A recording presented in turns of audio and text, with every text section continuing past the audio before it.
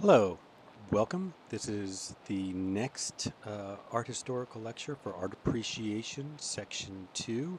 Today we're talking about ancient civilizations. We're talking about how civilization is different from the period preceding it, the Neolithic period. And so overall, this lecture is going to cover one, just kind of defining what is civilization, and two, it's going to define some of what's different about Egyptian art versus Mesopotamian art. For this first part, we're really just going to be focusing on Egyptian art, just on the art of, let's go back one, on the art of the Old Kingdom. So we'll get to that. So let's start first by defining what is civilization. So civilization is different from the Neolithic period primarily in that people are living in cities. And because they're living in cities, we have more specialization, both in terms of like specialization of jobs, but also specialization of labor, where people can have like one job, so that we have military classes and priestly classes, and people who are solely involved in the crafts.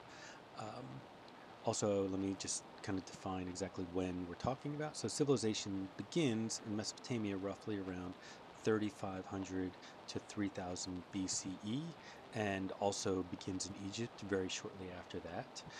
But it also develops independently in China and in the Indus Valley in India very shortly after those dates as well.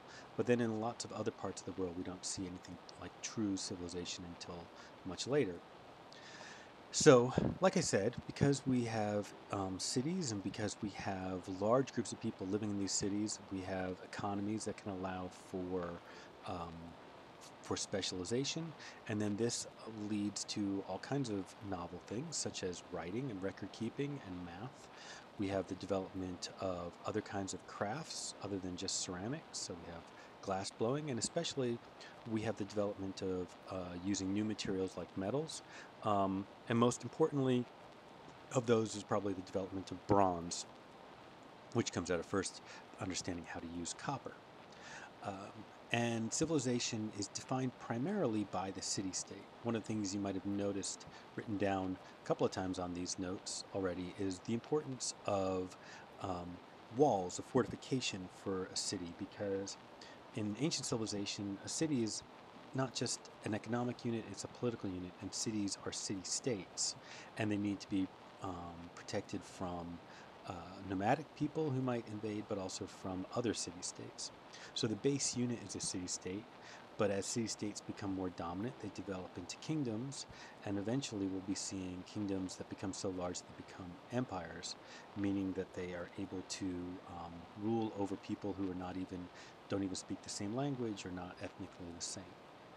So we'll start in Egypt, like I said, and we begin at the very beginning, the founding of Egypt from used to be a divided uh, kingdom before 3200 BCE, and then somewhere around 3200 or 3100 uh, BCE, we see Lower Egypt and Upper Egypt unified by one king. And this particular object that we're looking at right here is called the Palette of Namer, and it describes this event being done by a pharaoh, Pharaoh Namer, where he is a king of Upper Egypt, and then he unifies Egypt, both Upper and Lower Egypt. One of the clues that we can see that is his headdress, the type of crown that he wears, changes. He wears a crown of um, of Upper Egypt, and then over here he's wearing a crown that's a unified crown where it combines the crown of Upper and Lower Egypt together. Um, and so this piece right here, the Palavnama, is pretty important. But for right now, I want to just emphasize a couple of key points about it.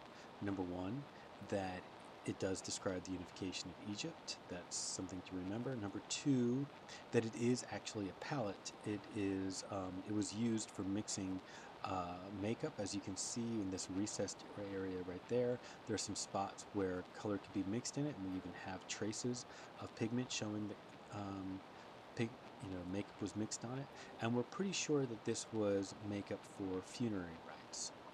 And the other thing besides that I think we should know, and we'll talk about more later, is the fact that on this device, which is an example of low relief, we see great changes of scale, right, where the different things are described in very large scale or small scale, all in the same picture. So we're using scale change, and we're using scale, or they're using scale here as a means of creating hierarchy, showing importance.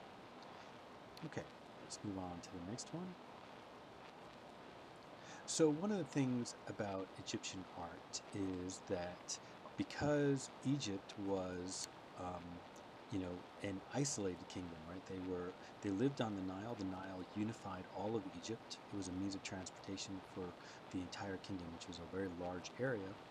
But everything outside of Egypt was protected, or they were protected from everything outside of Egypt by these vast deserts. So Egypt was kind of a stable and isolated kingdom where they could stay the same for very long periods of time. And in fact, we see very little change in Egyptian art over hundreds of years. And another thing that I would like to point out about Egyptian art is that it was very much interested in funerary rites and funerary art and funerary architecture, such as the Great Pyramids of Giza. They are vast, giant tombs. And the making of tombs and the making of funerary um, architecture and funerary art was an important part of Egyptian religious life.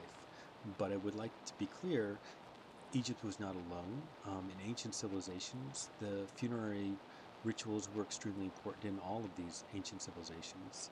And the other thing I want to be clear is that just because they were very much interested in funerary rites doesn't mean that the Egyptians were morbid or death obsessed. In fact, we see lots of evidence in Egyptian art that they really knew how to live life and enjoyed life passionately. Okay, and so I would also like to point out that, like I said earlier, the Egyptians were, we see this incredible stability in Egyptian art.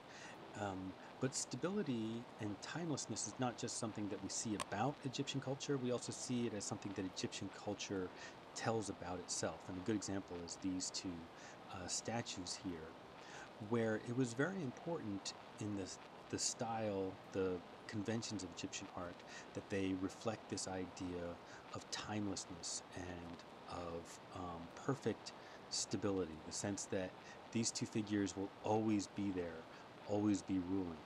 Um, and one of the ways that they express this is in their choice of materials. Egyptian sculptors chose extremely hard stones to carve in, such as diorite and granite, but also in a lot of their decisions about how they arrange things. These very kind of stable geometric um, positions that the figures are in, and the way everyone seems just very quiet and still. This is all about how Egyptian art communicated this idea of timelessness. We see that in the pyramids, we see that in these sculptures. Okay, that's the end of this first part. I'll get to the second part in just a little bit. Thank you.